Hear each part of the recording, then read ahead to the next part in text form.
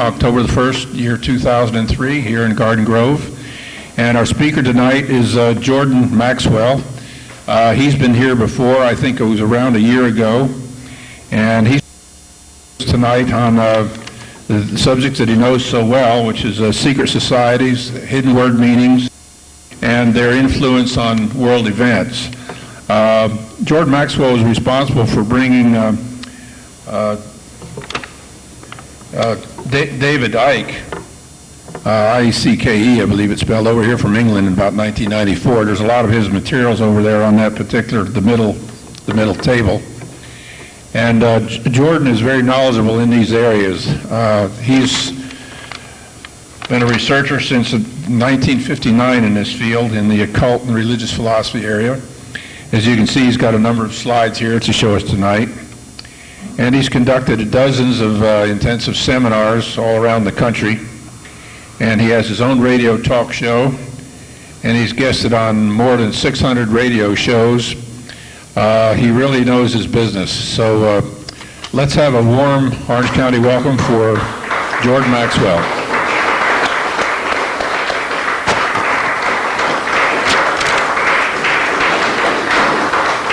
You want to use the lapel mic? Yeah, I'll put that on, but thank you. Well, thank you very much for being here, and I appreciate being invited to speak. Pretty much an impromptu meeting, and it's an impromptu lecture. I wanted to do a PowerPoint presentation, but I don't have a laptop tonight, so I'm going to revert back to the slides. But the subject I am dealing with tonight deals with the spiritual aspects of what's going on in our life today. Thomas Jefferson made an interesting comment. I think perhaps one of the most profound things I ever heard anyone say. Thomas Jefferson was quoted as saying, "I cringe, I'm in fear when I remember that God is just," meaning that you can think whatever you wish, but the bottom line is that that divine presence in the universe that men have called God is very, very exacting. It has its own agenda. It has its own laws and rules and regulations, and it just really doesn't care what you think or how you view anything. It is the law in the universe. We call it God's law. We talk about the fact that we're told to pray for God's kingdom to come and His will to be done on earth as it is in heaven. What are we talking about? A kingdom in heaven? Most people are totally misunderstanding the implications of those words. Kingdom in heaven goes back to an ancient concept of astrotheology. There is a profound presence in the divine presence in the universe, as I said, that men have called God. But far too many people have misunderstood what this presence of God really represents. And consequently, going back to Thomas Jefferson's quote, I agree. I am in fear when I remember that God is just. Again, let me clarify that statement. The idea being is that God is just, or that divine principle in the universe is empowered to do its own thing. And it doesn't matter, as I said, how you view or what you might think or what your particular belief systems are. It doesn't matter. That divine presence in the universe is going to do its will. So, as one teacher said many years ago, since you can't stop God from doing something and you can't influence Him to make Him do anything, the smart thing for you to do is just find out what the divine principles of the universe are and go along with it. Just understand we don't make decisions in our lives. There's a divine presence that overshadows the earth and all life on it. And consequently, when we begin to wonder why is it that God allows this to happen, or why is it that God doesn't step in to do something, there is a more profound presence in the universe that views things differently than the way we do. Unfortunately, our country and the world in general has totally misunderstood divine principles and divine symbols. I have come to have a name around the world for being one who sees symbols and emblems and pattern recognition. And I've done a lot of that. And I have a strong feeling about the symbols and the patterns of symbols I'm seeing throughout the world. And if you know how to read the symbols, you can see what's going on here. There is a very powerful occult hidden, and the word occult simply means hidden. There's a very powerful hidden force operating both in the general universe and on the earth also. We call it, for lack of a better term, the will of God. So much of our religious beliefs and systems that we have accepted are, in point of fact, concepts and ideas coming out of the mind of men, and has very little to do with the actual profound presence of the divine laws that govern the universe. And nations have come and gone, kings have come and gone, princes, rulers, bankers, and no one seems to have ever got the point that we're not here to serve ourselves. We're not here to aggrandize ourselves. We're here to learn something, because when we leave here, and we will be doing that rather soon, and when we leave here and we go to this other place, wherever it is that we leave to, we need to be able to know and understand the principles that we have learned about the divine creation. All of this I'm saying to preface the comment that there is a actual, real, and legitimate laws that govern the universe, and it has nothing to do with our spiritual or our religious convictions. It has its own agenda. Unfortunately, the Romans didn't realize, they didn't know. They thought they understood. The Greeks, the Babylonians, Sumerians, the Egyptians, the British, all of these great nations have gone under because they didn't know how to read the symbols. And consequently, we are in this country now floundering and falling apart and being subjugated as slaves because we don't know how the Spirit works. But believe me, there is a very powerful Spirit at work. Something is going to happen soon. And it has nothing to do with what we're doing. It's going to have to do with the divine presence. And consequently, I wanted to show you how symbols have been used and misused. We are today bombarded by religious institutions and television and radio and churches telling us that we should celebrate certain holidays, we should support particular political movements. My mother once used to say that there's never been a political movement in the world that wasn't a little religious. And there's never been a religious movement in the whole earth that wasn't a little political. Politics and religion are actually one and the same thing. Because if you follow the works of Zecharia Sitchin, we find that in the ancient world, the kings represented both the temporal power, the power of government, but they also represented God. And we still are faced with people who believe that their word is God's law. It is absolutely amazing to me to see how many supposedly intelligent, enlightened people are deceived and brought under the influence of people who would present themselves as authorities in the world. Consequently, mankind is not being led, they're being misled. We don't have national leaders, we got misleaders. My friend Dick Gregory, who I love, Dick Gregory always says, the national leaders, you're just getting the government that the people represent. We get the kind of government we deserve. The leaders of this country are big and what we are small. We cheat on a little something here and there. They cheat on nations and kings, but it doesn't matter. Cheating is cheating. Lies are lies. It doesn't matter. But the thing that bothers me more than anything is watching how religions have misrepresented the divine presence have misrepresented and deceived people into supporting things which is nothing more than political and financial institutions. I mean, my God, where do you think, just looking at words and terms should tell you something. The very word church, for instance, it's an English word. C-H-U-R-C-H is an English word. Church comes from a Scottish word, kirk, K-I-R-K. Remember the old hymn, The Kirk of the Valley? Kirk is Scottish for church in English, but Kirk goes back, incidentally, that's why you have Captain Kirk and the good ship Enterprise,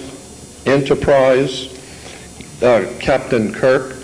Go back to Captain Kirk, or Kirk being church in Scottish, is traced back to a goddess in Rome, Circe, and the Roman goddess Circe can be traced back to an even ancient or more ancient goddess, the goddess Circe in Greece. So the lineage is Circe in Greece, becomes Circe in Rome, becomes Kirk in Scotland, becomes church in English. Now in the ancient Greek world, Circe, Mother Kirk, Mother Church, Mother Circe, look it up in the encyclopedia. Circe was a goddess who was able to hypnotize people, bring them into her house, turn them into animals, and live off of them. And this is precisely what the church has done. It has hypnotized people, taken their nationality away, taken their individual creativity and spirituality away, and brought them into a corporate enterprise, and consequently has turned them into animals. And consequently today the animals are killing each other all over the world because of church, religion, philosophies. And this concept of God's chosen people, you know, we're told that in the Hebrew religion that that was the original monotheistic religion. I have a very high respect for holy writings, for the Bible, for the Old and New Testament, but I'm also a student of history. And one can read very simply that the Jews were never a monotheistic people, ever. The Hebrew religion was a heno, spelled H-E-N-O, henotheistic religion. Henotheistic is not monotheistic. Henotheistic means choosing one God out of many. So consequently, we're told that the Hebrew people were the worshipers of one God. Absolutely not. When you get into the background of theology and religion, you're going to find, as I have found, that Judaism is a main foundation for Western civilization, and that's why I'm talking about it. Judaism is the most eclectic religion on the face of the earth, in my opinion. I don't think there's another religion or a philosophy on the earth that has collected more from other institutions and from other peoples and amalgamated it into one religion. It's fascinating when you begin to see where these ideas and concepts come from in the Bible and in the Old Testament Hebrew. For instance, the Hebrews at one time were worshipers of the moon god. This is why in the Vatican and in France, in the Louvre Museum, the carvings and the sculptures of Moses having the lunar horns. I don't know if you've ever seen that, but Moses in the Vatican has horns. Why? It's because the horns were always referred to as the lunar horns. It was always a symbol for the moon god. Why? Because the moon in its lower quarter is like a horns. And consequently, this is why American Indian chiefs all had horns as the chiefs, and the Vikings wore horns. These were lunar worshiping peoples, the American Indians, Vikings, and the Hebrews. The moon god in Arabia, his name, the old Arabian moon god, was called Sin, S-I-N. That was his name, Sin. And in the ancient Arabic language, a mountain is Ai. So you put the god of the mountain, the old moon god of the mountain. They still have the mountain of the moon in Africa today. But when you put the Sin Ai together, it becomes Sinai. Mount Sinai it's the Sin, the moon god, and his mountain is Ai in Arabic. So Mount Sinai, there's nothing holy about Mount Sinai. It's the worship of the moon god. And consequently, this is why the Jewish holidays are after sundown, because that's when the moon comes out. As opposed to, of course, on Sunday, when Christians are worshiping, and Sunday, on the day of the sun. So consequently, all holy days are after sundown because of Moses was the leader of the moon cult. Mount Sinai, Sin Ai. Then there's a time in the Hebrew history, in the Old Testament history, where the planet Saturn became the dominant deity for the Jewish people. Saturn, very important. I would suggest that the planet Saturn is the most important subject you're ever going to be introduced to. Saturn plays a profound, significant part in our country today, in the political situation that this country's in. The planet Saturn is profoundly important to understand. He's referred to as the Lord of the Rings. They still make movies about him. Lord of the Rings. Consequently, Saturn was a very important god to the Hebrews and to the Phoenician Canaanites. And the Phoenician Canaanites actually gave birth to a group of people in northern Europe called the Celtic Druids. Druidism is actually a Phoenician Canaanite theology. It's a Phoenician Canaanite, meaning Druidism in northern Europe and in Western Europe in general actually can be traced back through Rome, back to Greece, back into what we call today Israel and that area, Druidism. And as I've said before, one of the most important symbols of the Druidic Phoenician Canaanite religion is a magic wand. You know, like Merlin the magician with his magic wand. Magic wands were always made out of the wood of the holly tree. It was made out of Hollywood. And this is exactly why we're still being worked the magic on us out of Hollywood. It is a Druidic, Phoenician Canaanite symbol of actual legitimate magic that's being worked on this country. Consequently, let's get back to the planet Saturn for a moment. Saturn is an extremely important planet symbolically in world religions today. The wars that are going on in the Middle East definitely connected to the planet Saturn. And most people have no idea in the world what's going on, but the people who run this world, they're very well aware of the symbols and what these things mean. Saturn was referred to as I said, the Lord of the Rings. Women were told in ancient Israel to listen to their god, so they wore an ear ring. Men were to get married before their god, so they wore a wedding ring. Consequently, the kings were to get to be crowned before their god Saturn, so they wore the round corona, the ring, Lord of the Rings. Consequently, black was the color associated with the planet Saturn. We have different planets and different colors associated with the different planets coming from the ancient world, but black was the color associated with the planet Saturn.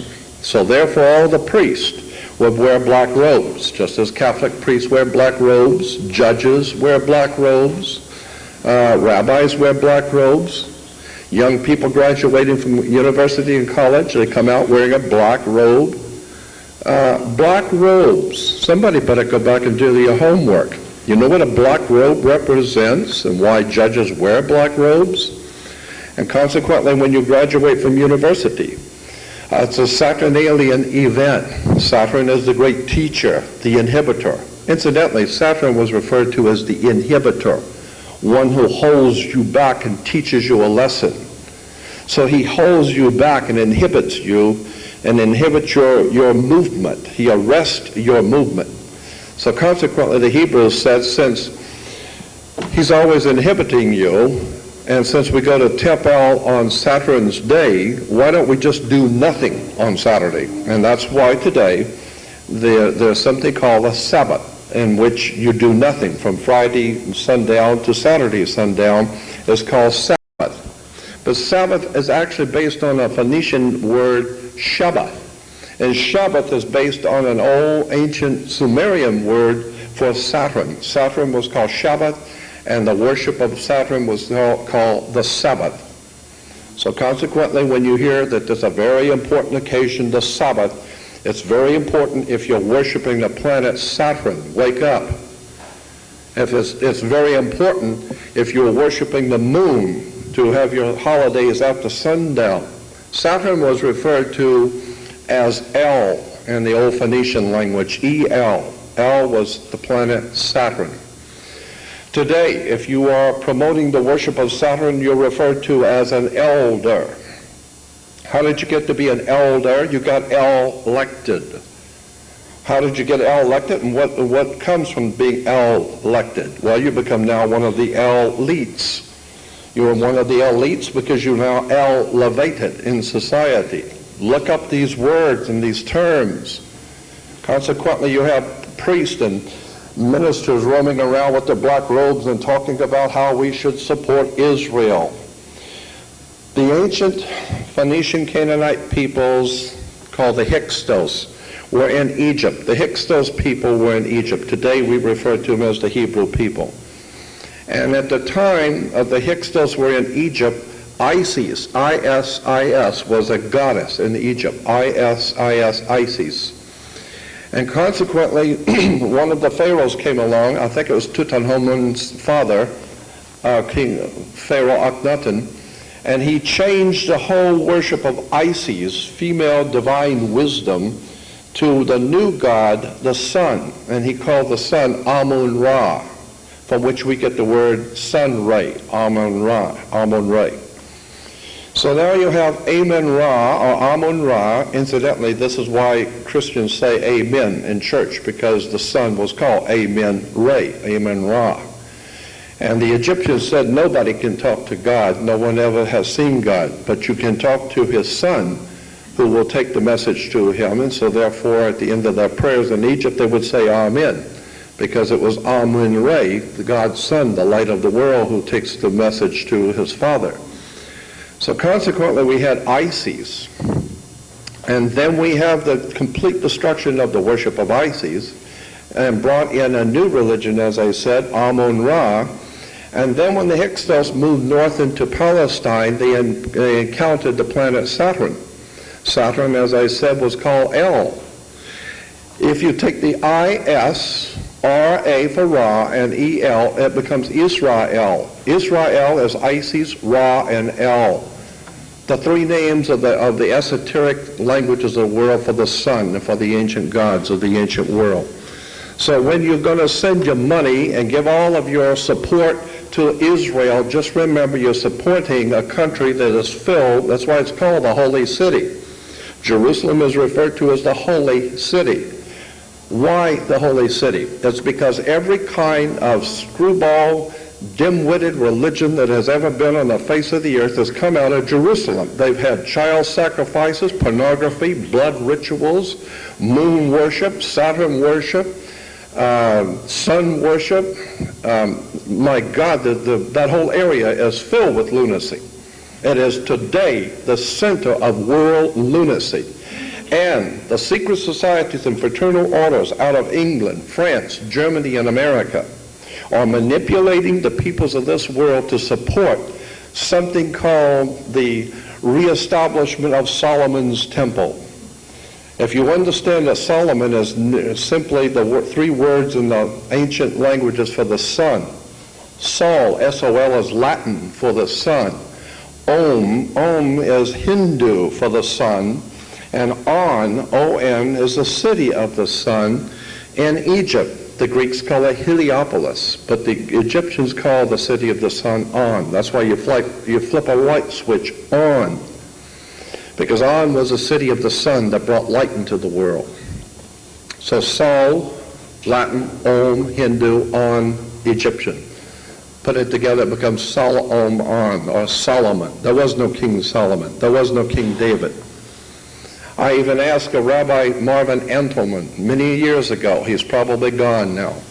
But many years ago, he was the president of the American Rabbinical Association. And I asked him, I said, Rabbi Entelman, tell me the truth.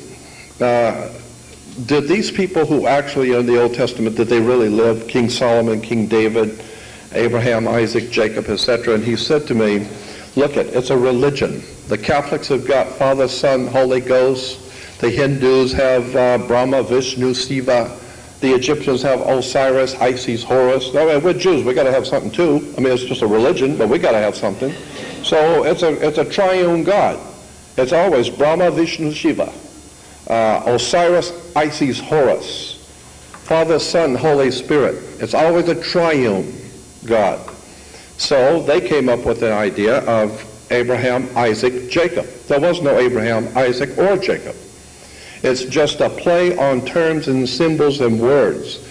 And when you talk to the rabbis and confront them, they'll say, yeah, that's true. It's just a religious teaching. I mean, but, you know, was there Osiris, Isis, Horus? No, it's symbolism. Well, so is the rest of the religions of the world. Always just symbolism.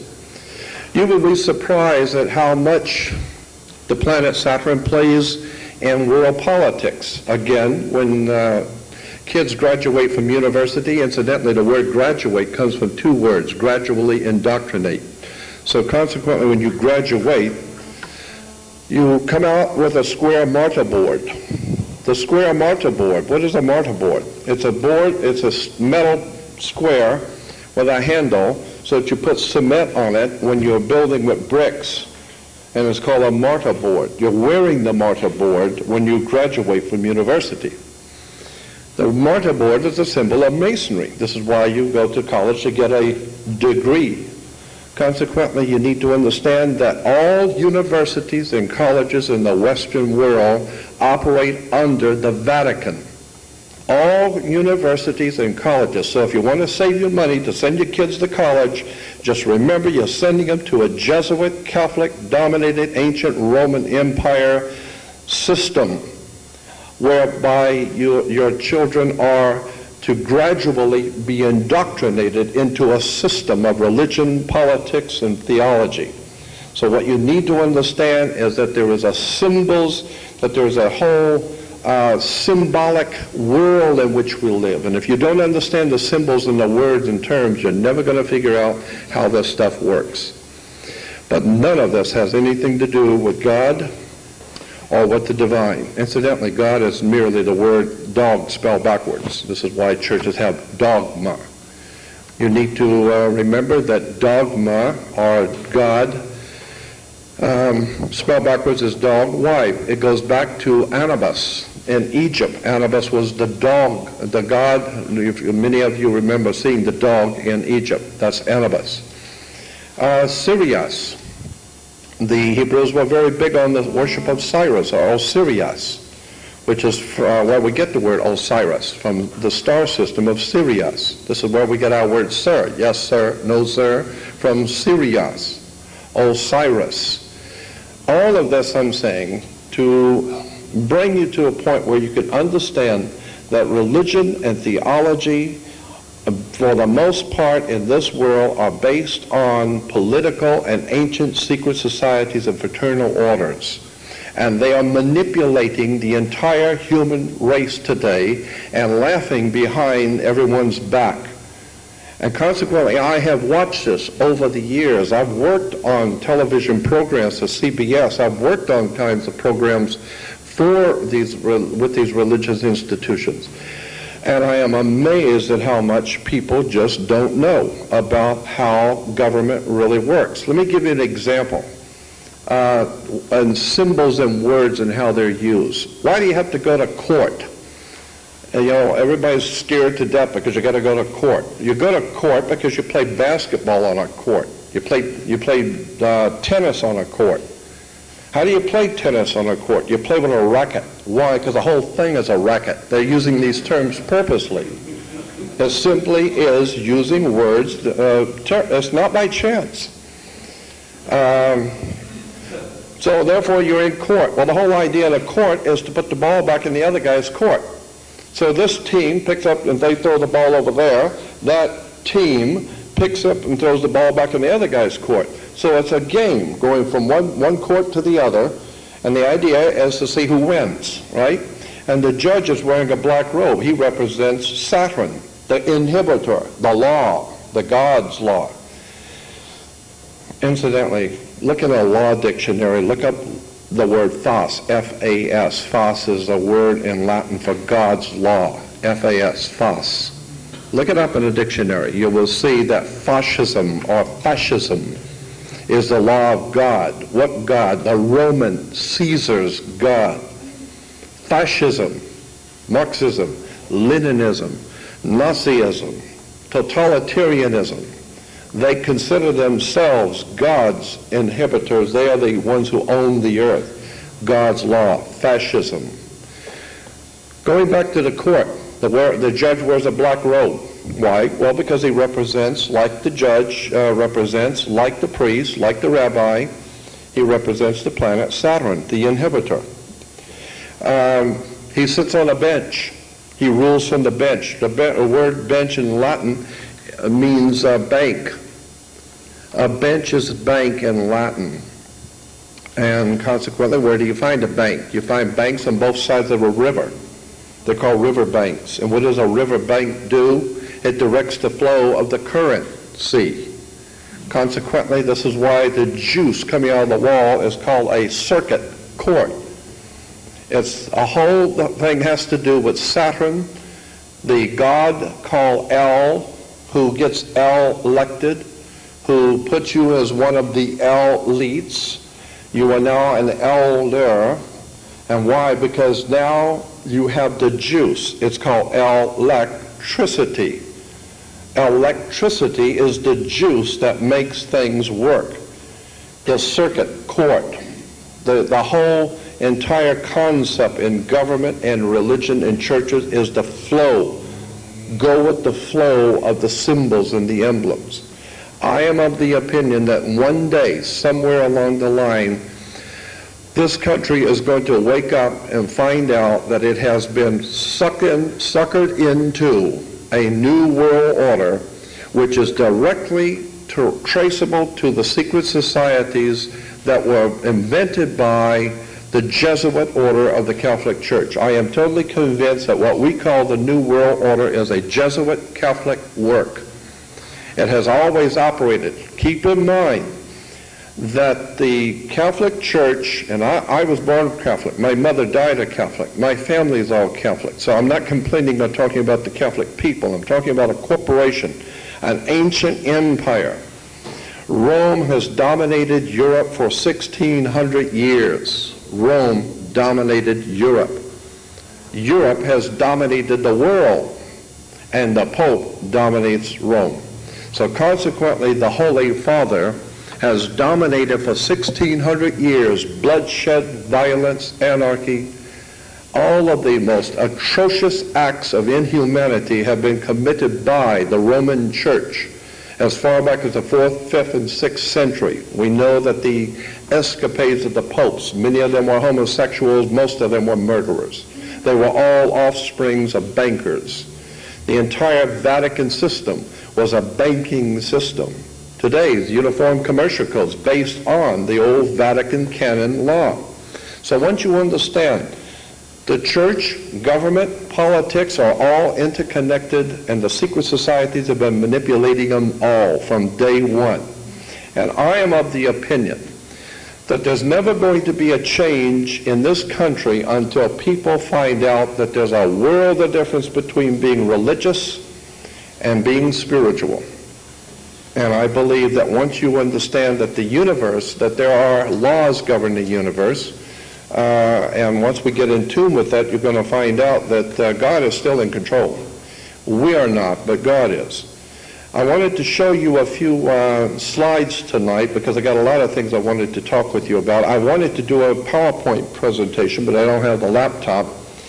And so I think what I'll do is I'll just give you an idea about how symbols and emblems work. Somebody a long time ago said, always trust a person looking for truth. Don't ever trust the one who's found it. Consequently, I don't present myself as the world's foremost authority on anything. I'm just an ordinary man pursuing extraordinary knowledge. I don't know who God is, but I know what it isn't. And I know that once you understand how the celestial bodies in our solar system affect us and affect each other, you'd be surprised how much the planets around in our solar system affect us. Are you aware of the fact, for instance, that the sun is pulled 4 degrees, according to the science, 4 degrees out of orbit toward the planet Jupiter? I learned that at an observatory once. The sun is pulled by the planet Jupiter 4 degrees out of orbit. So wherever Jupiter happens to be, the sun moves toward it 4 degrees. And if Jupiter's over here, the sun will move toward it 4 degrees. Why? It's because the electromagnetic force field, gravitational force field of Jupiter is so profoundly strong that it can even pull the sun toward it. Consequently, the ancient Romans said that Jupiter was the protector of our earth. He protects us. And in point of fact, that's true.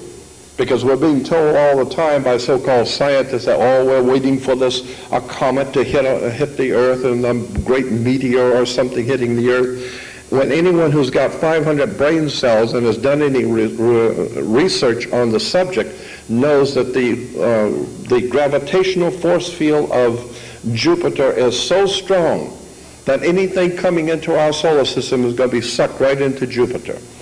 So most of the big comets or anything that would hit the Earth are never going to hit us because they're going to be hitting Jupiter to start with.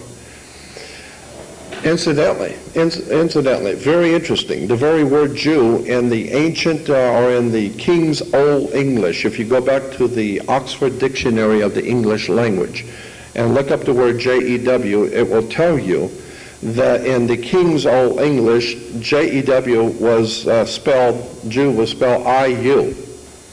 And incidentally, pater, this is another interesting word, pater, P-A-T-E-R. Pater is an old Phoenician name for our word for God or for Father, for the Father God, pater. I-U and Jew and pater, Father God. You put the two together, it becomes I-U pater, I-U pater. And I's and J's are interchangeables. So you can make it J-U pater or Jupater. And this is where the word Jupiter comes from the combining of different words in the ancient languages. Again, what I'm saying here is that we need to understand, and that's an interesting word, understand. Anytime you're going to say, put a heavy weight up on the second floor, say you're going to be doing some construction and you're going to be putting a lot of weight on the second floor, you need to go downstairs and go up through the ceiling and check on the rafters and see what kind of foundation you're going to put that weight on to see if it's going to hold it. So consequently, you are standing under the thing you're studying. You're standing under to get understanding. This is where the word comes from. You need to stand under the foundation of a subject to figure out what you're doing here. And consequently, so many people do not know how to stand under a subject. You need to take hours of research to find out where these words come from, where do these systems arrive at, what do these words mean. And then you find out the word capital, for instance. The word capital is a Latin word in Rome for money. So if you don't have the capital, you can't do anything. Capital is money, is the word for money. Let me give you, now a lot of people understand the UCC process. Let me just give you a basic concept if you don't know. There are two basic kinds of law in the world, the law of the land and law of water. People live on land. So consequently, the law of the land is the law of the people who live on the land. That's what's called the law of the land. Well, the law of the land is different in every country. You can do things in Africa you can't do in Russia. I mean, you can do things in China you can't do here. Why? Because of the law of the land. People live on the land. But then there's something called the law of water. The law of water is called maritime admiralty. It's the law of water is the law of money. So when people say money goes through your hands like water, no, money is water. Under international maritime law is the law of water or money. Banks, they direct the flow of the currency. So consequently, when you understand how products that come in on a ship. I mean, the captain of a ship, captain of an airship, captain of a rocket ship, sailing ship, it doesn't matter. A captain is a captain. And captains occupy the same position as high priests, like the Pope. You don't think so? Mess around with on the ship and see if the captain doesn't have absolute sovereign power on the sea. Consequently, there is a law of banking called the law of the water, the law of the sea. And this is why when you sign documents in blue, that's a commercial signatures in blue. Why? Because the sea is blue. That's why the Navy has an admiral, Navy blue. All of these words are connected to an ancient system coming out of what we call ancient Israel or Phoenicia Cana. You've heard the name and you've heard the word Cana, Canaanites. The word Cana is a Phoenician word for banker or merchant banker. Consequently, merchant, merchant, is like mermaid. Merchant is someone who is actually using the water to make money, a merchant. That's why the Bible even talks about the merchants who make their great wealth on the seas of the world. Again, Uniform Commercial Code, Maritime Admiralty Law, directly connected to the Vatican Canon Law, directly connected to the old Phoenician Canaanite Maritime Admiralty Law. All of this stuff is being administered by secret societies and fraternal orders around the world, manipulating the whole human race. And virtually nobody has figured out how this stuff works. But let me tell you, it does work. Once you understand how the words and what the words mean and how, when you go into a court, if you're smart, you don't even have to go into a court. I am not the world's foremost authority on this subject, but I have been watching for the past 6 to 7 months something going on that I am personally involved in.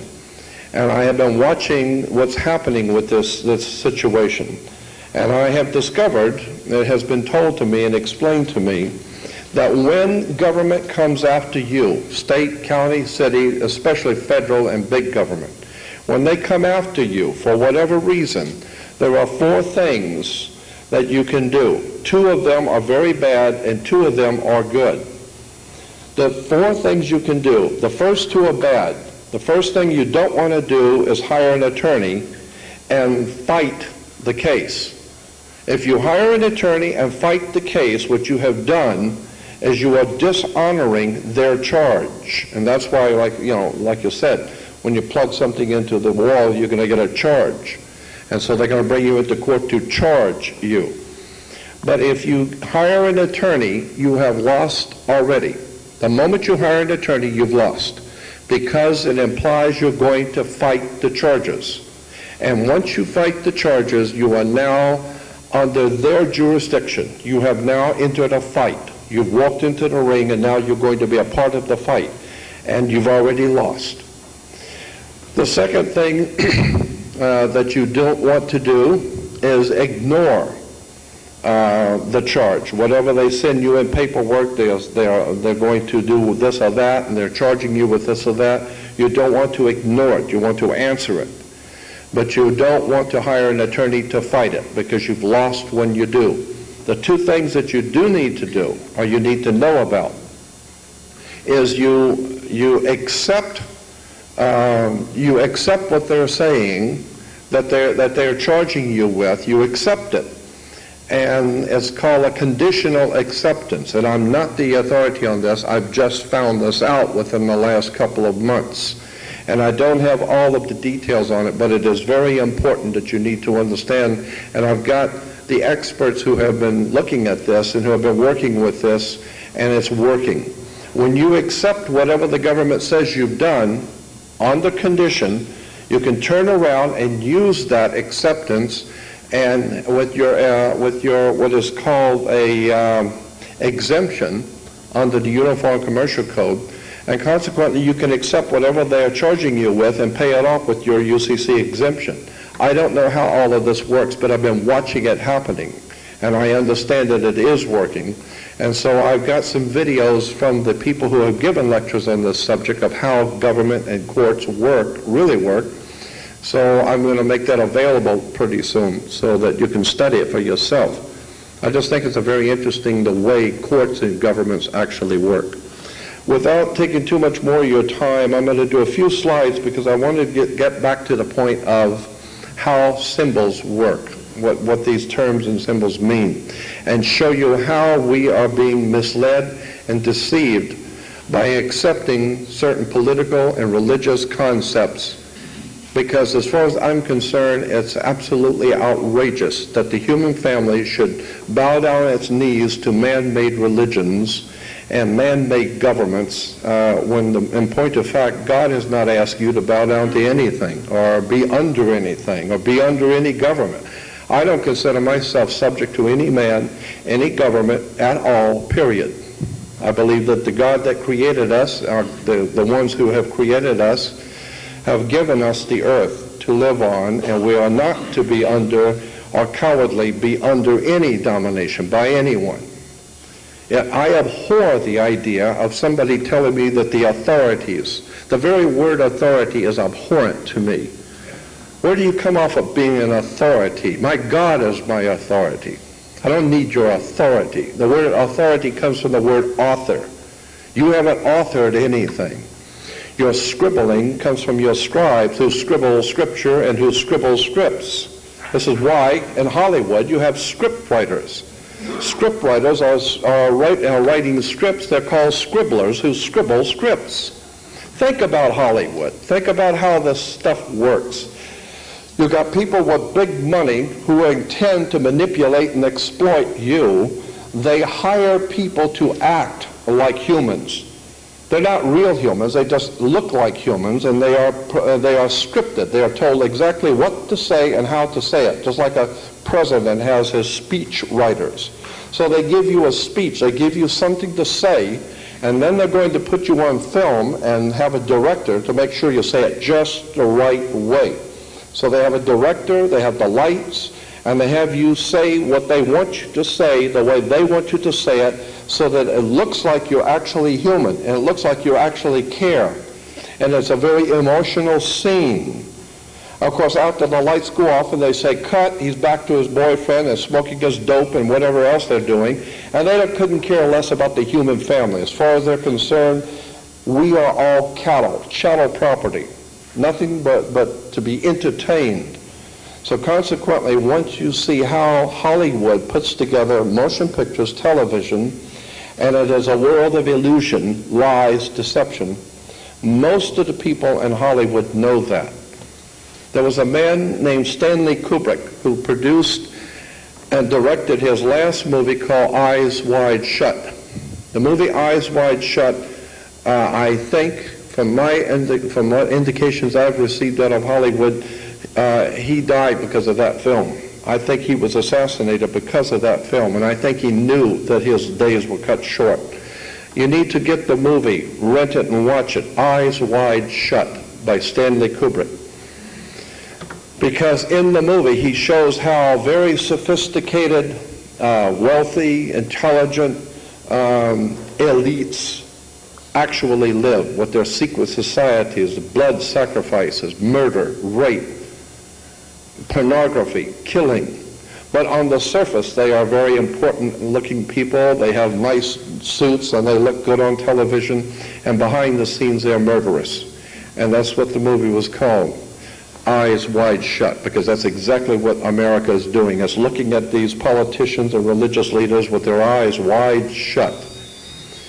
Political leaders, religious leaders, all the same thing. We need to start thinking in terms of your own personal spirituality, your divine presence with God, just you and that divine presence in the universe, and nothing should come in between that. No church, no government, no synagogue. Incidentally, the word synagogue, in America we spell it S-Y-N-A, synagogue.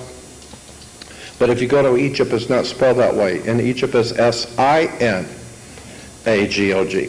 Synagogue. Again, going back to the moon god Sin. Why do you have a church? The building itself is called a nave. This is why we have a United States Navy. It has to do with maritime admiralty law and the church. Europe is filled with lies, deception, and I think perhaps it's a toss-up for me, it's a toss-up as to what is the most disgusting human institution on the face of the earth. It's either, for me, either the British royalty or the Vatican. I think the Vatican wins because I have seen, it's incredible what the Vatican has involved itself in for 1,600 years and what the British royalty are all about. You've heard about David Icke probably. David Icke I brought here to America back in 1994. David Icke is famous for his talking about the reptilians and the reptilian presence in mankind. There's a guy named Lloyd Pye, and Lloyd Pye is a very brilliant guy. He's a very good friend of mine, but he talks about how the human body was created and how it actually works. And in his presentation, and this is true, he shows how inside the human brain, the two lobes of your brain, if you open the lobes up, there's a smaller brain inside, and scientists call that, doctors call that, the reptilian principle or something like that. And the word is reptilian. And I'm thinking, why would the doctors or why would medical science use that term for that little lobe, that little brain between the two lobes of the brain, reptilian? It would not surprise me if our ancestry goes back into the ancient world.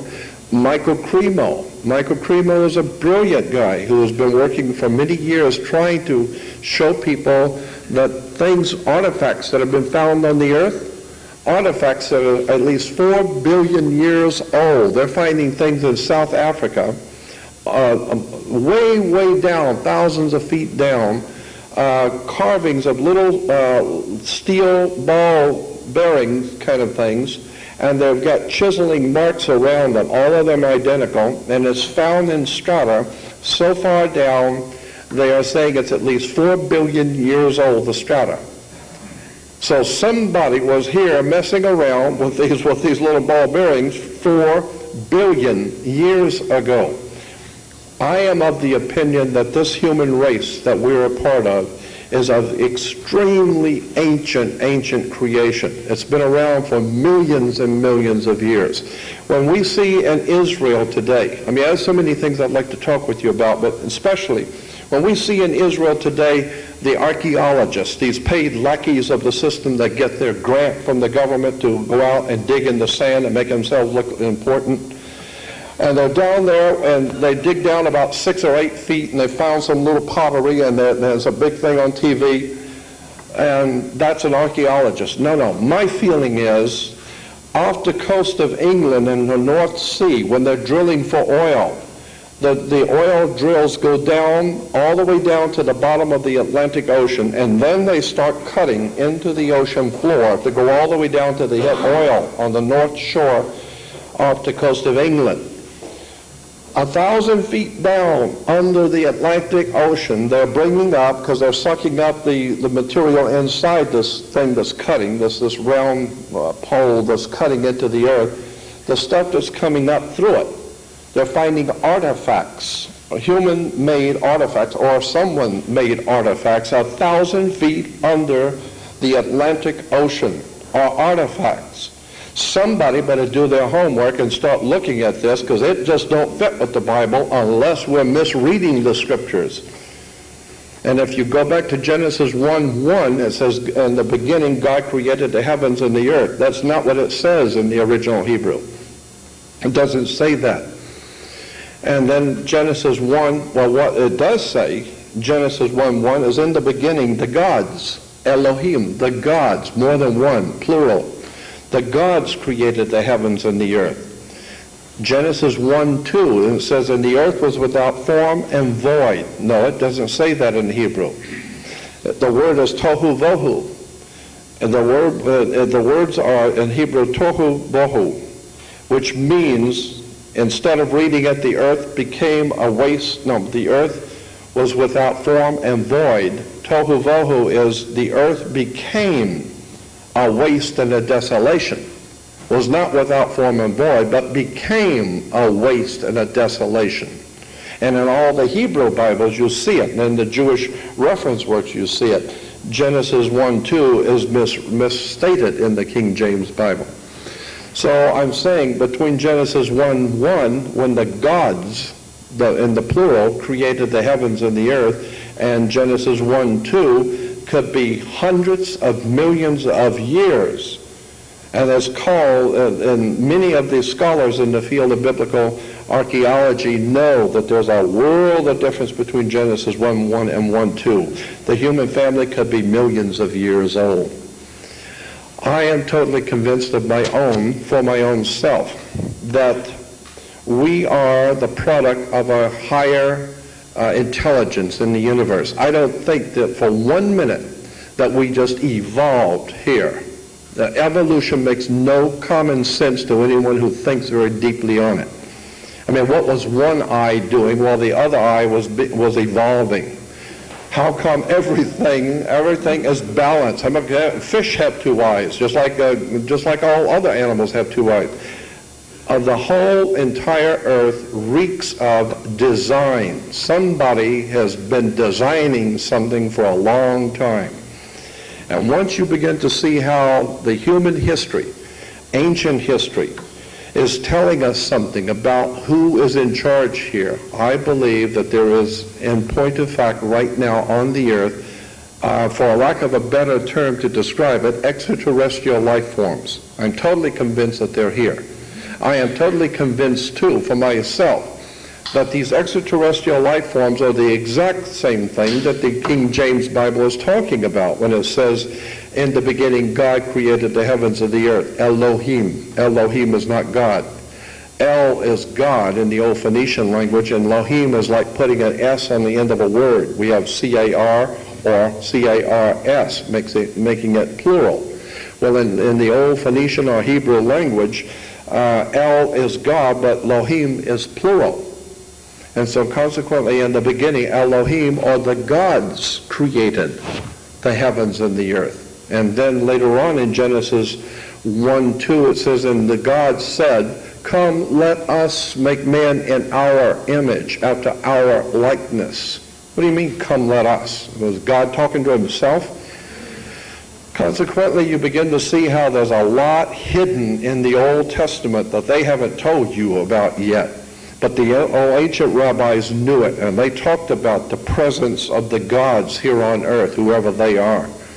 And I believe that this is exactly what we are facing today. We are told in the Bible that if you remember Abraham, the story is a metaphor. The story is a symbolic story telling you something. But 3 men come walking up into the camp, and Abraham saw the 3 men and went out to talk to them and have them sit down and have something to eat with him. That's in Genesis 8. And then we find out later the 3 men were actually God and his 2 accompanying angels. Go back and read this in Genesis. So if you're going to accept the Bible, you need to go back and read Genesis, where God sat down and had dinner with Abraham and his 2 angels. So the 3 of them look like men. I'm saying that the Hebrew or the ancient Jewish tradition says that their gods look like us. They have created us in their image. And there's a very good possibility that that's exactly the case, that we are an experiment of a higher race that has come here from another place, and we are actually connected to the stars. And we didn't even know it. We thought we just evolved here. No, nothing this complex as a human with a human brain and the human creature evolved anywhere. Somebody designed us. Obviously, even Christian people refer to it as God. God created us. I don't care how you view it. We didn't just get here by chance, and somebody else is in control, and you need to understand that whoever that one was or whoever they are in control and not us. I'm also of the opinion that many of the political leaders, like David Icke, who talks about the reptilians, I believe that it would not surprise me, I should say, that if we find out that political leaders are not actually human at all, that they very well might be the Elohim that the Bible talked about, who look like us. We're made in their image and likeness. but they're not like us. They don't care a damn about human life. They don't care about anything human. They're here to do one thing, and that is what they're good at, and that's to control the creature. So I'm thinking that it's about time we start waking up and taking back our own spirituality and getting in tune with the universe. There are so many things I would like to have you know and be aware of in relation to the way secret societies and subversive orders operate, along with the many slides I wanted to show you also. We could go on for hours on all of this. What time do we actually have till? We generally start packing up around 10 o'clock. We have to be up by 10:30. Good. I'm just going to go to 9:30. I'm going to forego the slides tonight because there are a few other things I want to talk with you about. I'll come back another time when we'll do a PowerPoint presentation I wanted to do anyway. It's much easier doing it that way. When we're talking about the political situation in this country, I am amazed at how many people have not done their homework and see the overwhelming and obvious implications of things which are happening in this country. Too many people have allowed Hollywood, the scriptwriters, the managers of civilization to manipulate our thinking. I think that the human creature is very, very powerful. I think that we are a very powerful creation. Our brains and our minds are extremely powerful. And once you get in tune and concentrate and get in tune with your own spirituality, and no longer concerned about whoever does anything on the outside world and the political arena, and get in tune with your own God force inside of you, that is extremely challenging to the people who would control you, because they know that if you ever got into your own center and you understood the laws in the universe and you lived by them, that gives you a lot of power and a lot of protection. I would suggest that you want to, anyone who's interested in this subject which I brought up before, astrotheology. I believe that astrotheology is what we're talking about when we talk about the kingdom of heaven. I'm totally convinced that astrotheology is a concept that is wrapped up in the New Testament, that's in the Old Testament, but especially in the New Testament, and we're missing something if we don't see it. There's a whole world of knowledge that's locked into the New Testament. That's why the Bible has Jesus saying, many will look with their eyes but not see. They will listen with their ears but not hear, and with the heart not get the sense of it. And I think that's exactly what's going on here today. We're looking at something in the Bible and misunderstanding, misrepresenting. Anyone who can watch television, watch a Christian TV today, cannot see that this is nothing more than a corporate money show, and needs to understand that our spirituality is at stake now, and our country is at stake. Our country was based on individual spiritual creativity and freedom. That's a concept that's been lost now. And the whole idea, and there's a word you need to look up. You need to look up the word new man. The word is N-U-N-E-W-M-A-N, new man. Like Paul Newman. Many of the Jewish people have different interesting names, like new man. That's a very important term. You need to do some research on it. Adolf Hitler talked about the new man. The Communist Party talks about the new man. Mussolini talked about the new man. Totalitarian dictatorships all talk about something called the new man. And it's always in quote. Go on the web and put in quote, new man, end quote, and see what comes up. All of the totalitarian dictatorships talk about something which they're working toward called the new man. And this new man, Adolf Hitler explained it better than anyone in my opinion. He said this new man is going to be a race of people on the earth who have lost all identity with the old ways of caring about people, love and family, etc., and they are going to be totally robots in our hands. Not going to have anything to do with the old order of living the way we have lived before. The new man is going to be one who has no connections with God, spirituality, or nothing else. He's merely an automatron. He's automated word control. And this is what we are today, word control. So I'm saying that while these people are trying to bring about something called a new man, I think that what they're getting ready to do is they're beginning slowly but surely to crush human spirituality, crush out of existence human freedom, and bring about a civilization that's based on fear and the law and obeying the powers that be. And somewhere along the line, I think that their spirit, the one we call God, the Spirit, is going to do something on this earth, and it's going to be horrendous. Because somewhere along the line, Rome fell. Adolf Hitler could go as far as he could go and went no further, and he fell. I believe that the powers that be in this country are slowly but surely putting themselves into a position where the divine presence is going to do something very serious.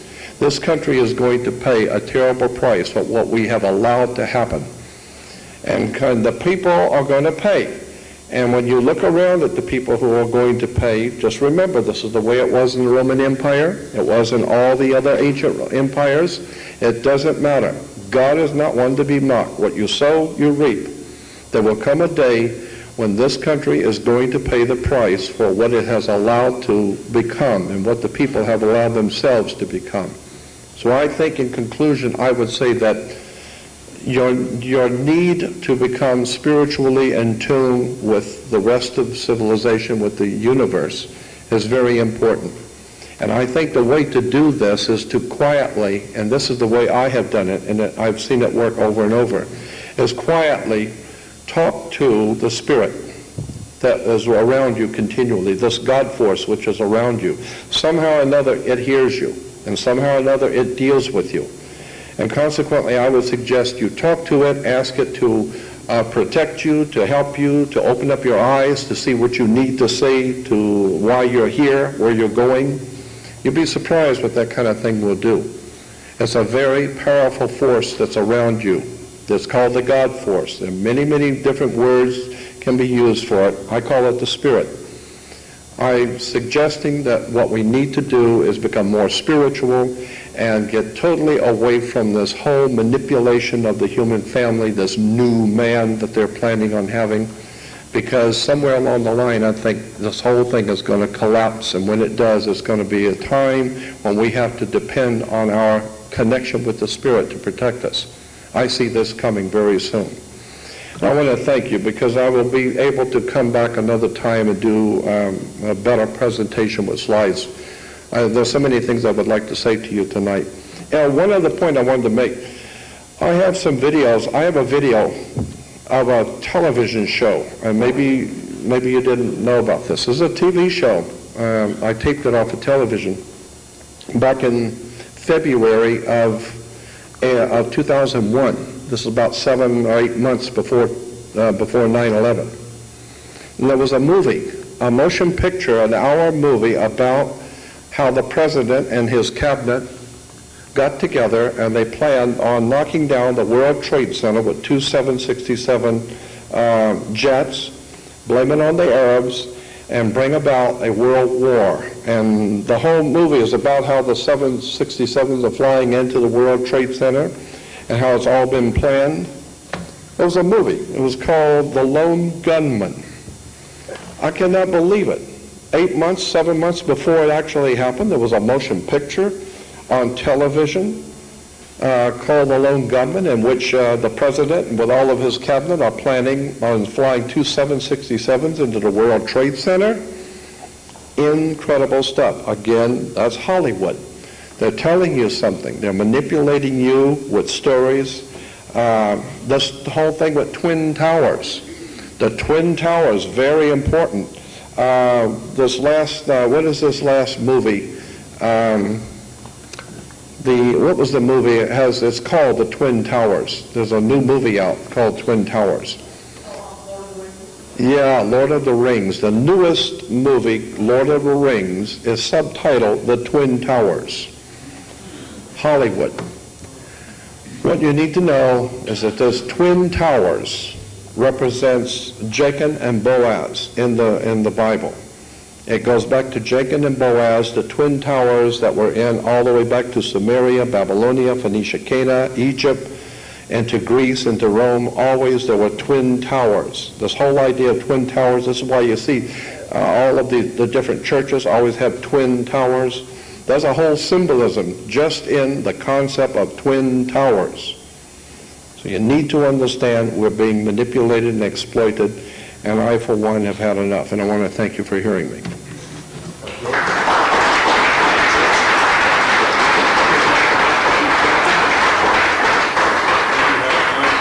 Oh, sure. I got time for a few questions if you want to.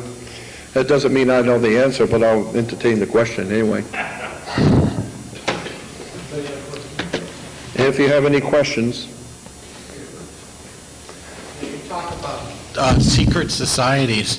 How does the Order of the Skull and Bones connect with the Crown Templar? Could you give us a little background, maybe? Yeah, as a matter of fact, the Gestapo in Nazi Germany, their symbol was a skull and bones. Skull and bones is a Nazi arrangement. The Nazis, even Adolf Hitler talked about skull and bones. But Bagent Lee and Lincoln, in their book about 15 years ago, that was a New York bestseller, you really need to get that book, and you can still buy it today in bookstores, called Holy Blood, Holy Grail.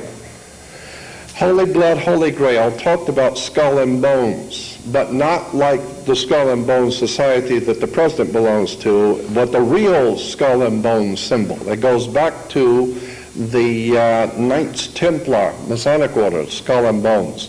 This is why on the Jolly Roger, the flag that the pirates used to have in the Caribbean, Pirates of the Caribbean, their flag was always a black flag because it was represented toxic, deadly. It was black flag, and on the black flag was a skull and crossbones. Skull and bones on the pirate flags represented the Knights Templars. The Knights Templars in the 9th and 10th century set up in Europe what we call today international banking. So the international bankers today in Switzerland, that's why the Pope has a Swiss guard. In Rome, the Pope has something called a Swiss guard. The Swiss guard represents the Knights Templars guarding the boss of Rome, the Holy Father, Knights Templars, international banking. That's why Switzerland is the home of the Knights Templar. And even the Swiss flag has the red cross on a white background. Incidentally, if you fly over, and I've got beautiful pictures in color of this, if you fly over the Vatican and look down on the Vatican, you will see, for the first time, it's very obvious, the British flag. It's called the Union Jack flag. It's a crisscross, which is the up and down cross, which is called the Cross of St. George. And behind it is a crisscross called the Cross of St. Andrew.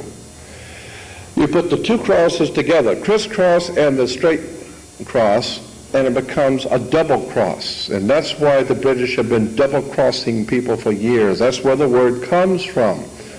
We've been double-crossed. Double-cross goes back to British banking fraternities. The Knights Templars double-crossing the whole world.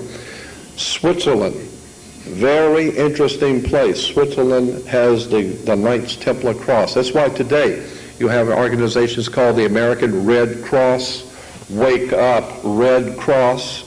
It's a Cross of St. George. It's a Masonic Knights Templar organization that operates behind enemy lines. And you say, oh, well, the Red Cross can go behind enemy lines.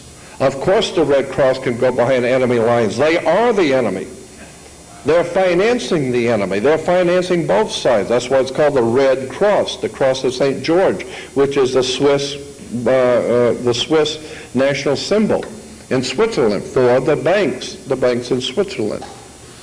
I'm saying you need to understand how this stuff works. Skull and crossbones is very obviously a Nazi German ancient symbol, and then the Holy Blood, Holy Grail, They go into the old ancient stuff that the skull and crossbones connected to. Holy blood, Holy Grail. Yes. You mentioned the constellation Sirius. There's another constellation, Orion, and ordinarily I wouldn't know this, but I have known a Subaru car, a little Japanese car, and I was reading, I believe there's 7 stars in the constellation Orion, and when you look at a Subaru, I found out Subaru is a Japanese word for Orion, and if you look at the hood ornament on a Subaru, it has the 7 little stars on it tied together, and I was wondering what the significance of Orion is. You mentioned a Sirius. There's even a motion picture company called Orion Pictures. Yes, Orion is very important in the Jewish system. And the Jewish system of mysticism, the Pleiades, Orion, especially Sirius, all of these are very important to mystical Judaism. And as a whole, I got the reference works on that, but I would suggest just go on the web and put in quotes. And anytime you go on the web to do any research, make sure you put quotes around the word you're looking for.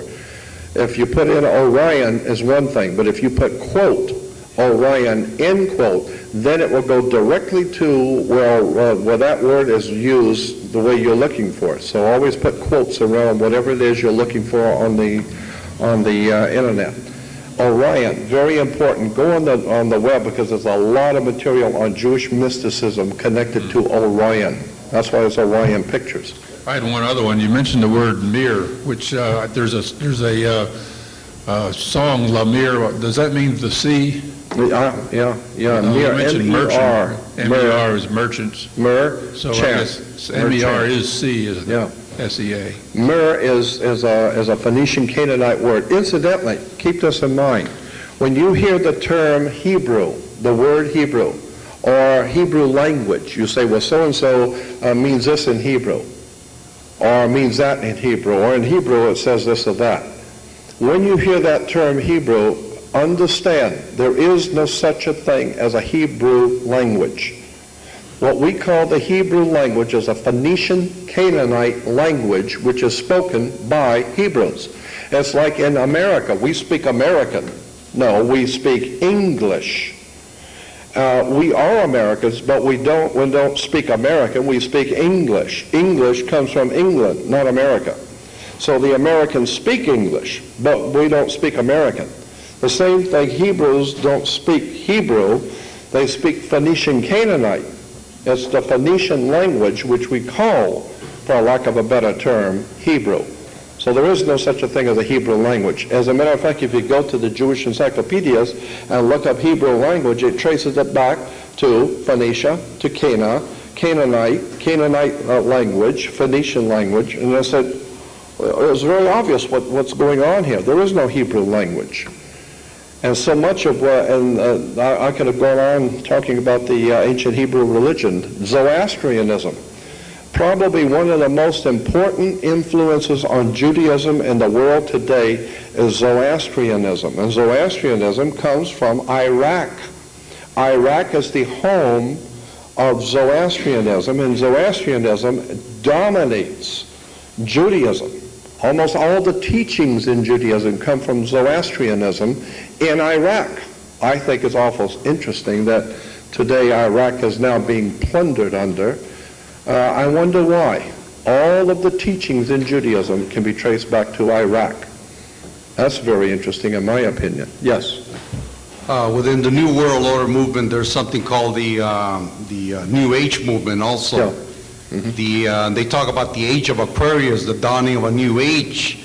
Yeah. Do you know when has the age of Aquarius started, or when that's going to start? And if there is there any connection to the end of the Mayan calendar, which ends in the year 2011, December the 23rd, because the Mayan calendar, you're right. Their legends also speak about the dawning also of a new age. Is there a connection there also? Yes. Adolf Hitler was very much involved with the dawning of a new age. This is a very profound subject that I've been dealing with for some 35 years. I have boxes of materials on this subject of the new age. I think it is a profoundly important subject that has not even begun to be really researched. I've been doing it for some 30 years on the concept of the dawning of a new age, the new age of Aquarius. As I said, the Nazis taught that there was coming of the new age. Now, I personally believe that there is something to this. But like everything else, you can take something that has a modicum of truth and then twist it to your own agenda. And I think that's what the Nazis were doing. They were taking something very ancient and using it. The Jewish people have the concept in the Jewish religion of a new age, a new era that's coming. Christianity talks about God's kingdom that's coming. I think that there is something, there is some sort of legitimate, factual reason to believe that there is some kind of a new dawning coming, a new age coming. But it's a very interesting subject. I would like to do 3 hours on just that one subject, the dawning of the age of Aquarius, because I think there's legitimately something to it, but it's been misrepresented by the Nazis, by the communists, by the fascists, and I think that something is on its way for our world. There's going to be a change coming soon. Interesting. You know, reading a book on the Mayan calendar, supposedly by the year 2012, when it ends, right, there will be a new calendar broken up into 28-day months. Mm-hmm. So it'll be whatever, and there's no longer going to be a 12-month cycle of the year. Well, yeah, you know, a lot of people say, well, the Mayan calendar is saying it's the end of the world in 2012. No, not.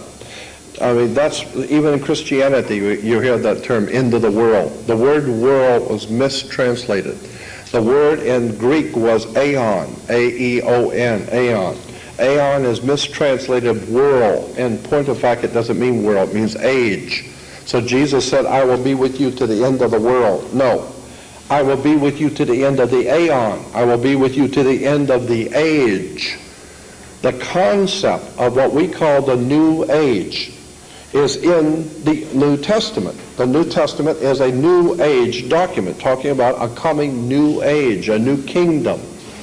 And I think that this Mayan calendar subject is very closely connected to all the ancient world talking about some kind of a new dawn coming. I think that there's something to it. You know, when I went to the Vatican 2 years ago, I saw an obelisk right in the middle of the Vatican. And I kind of understood the significance, and I asked the guide what an obelisk was doing there, which is supposedly the symbol of Osiris. Is oh, yeah. Oh, right? Yes. You're talking about in the Vatican Square, there's an obelisk, like the Washington Monument. The Washington Monument is an Egyptian obelisk. An Egyptian obelisk represents the male phallic in erection, and it connects to the female ovaries, the Oval Office, okay? So consequently, when you see the symbols in Washington, D.C., they're sexual. The male phallic over the waters of life connecting to the female ovaries or the Oval Office. You need to understand, as I said so many times before, we are continually inundated with symbols and emblems that most people have no idea in the world what they mean. Yes? Well, what's your opinion on Zion? Zion is a political movement out of France and Switzerland. If you go back to the protocols of the elders of Zion, the protocols were not Jewish at all, had nothing to do with Judaism at all. And the Jewish authorities today, when you bring up the subject of the protocols of elders, they will say, that's a forgery, that's a forgery. Wait a minute, what is a forgery? A forgery is a false document made to look like something which was real. So consequently, it's a play on words. When they say that the protocols of the elders of Zion is a forgery, I say, all right, if it's a forgery, let's look at the original then, of which this is a forgery, right? They didn't say it was not true at all. They said it's a forgery. Why? Because Zion, Z-I-O-N, that's a whole subject in itself, going all the way back to the Prieuré de Sion in France. This is why in the movie Indiana Jones and the Raiders of the Lost Ark, Indiana Jones, Raiders of the Lost Ark, the Nazis are looking for the Lost Ark. And the Nazis are being led in their hunting for the lost ark by a Frenchman. A French archaeologist is leading the Nazis. There's a connection here. Why are the French leading the Nazis looking for the Jewish lost ark? There's a whole bunch of interesting stuff tied up with Steven Spielberg's movies. This Frenchman represents the French occultist, the Prairie de Sion, the Holy House of Zion, Z-I-O-N, but it's not Zion, it's S-I-O-N, the Holy House of Sion. This is why in France there's a city called Sion, and in Switzerland there's a city called Sion. And the fraternal orders, the secret societies operating in Switzerland, in Sion, Switzerland, and Sion, France, are referred to as the Holy House of Sion, or Zion. So Zionism is not Jewish at all. Zionism, in point of fact, is Masonic. And it has to do with a Gentile domination of the world using an ancient concept and an ancient word. So it has nothing to do with Judaism at all. Zionism has nothing to do with being Jewish. Thank you. It's a phenomenal world that we live in. And again, I want to say thank you for allowing me to be here with you.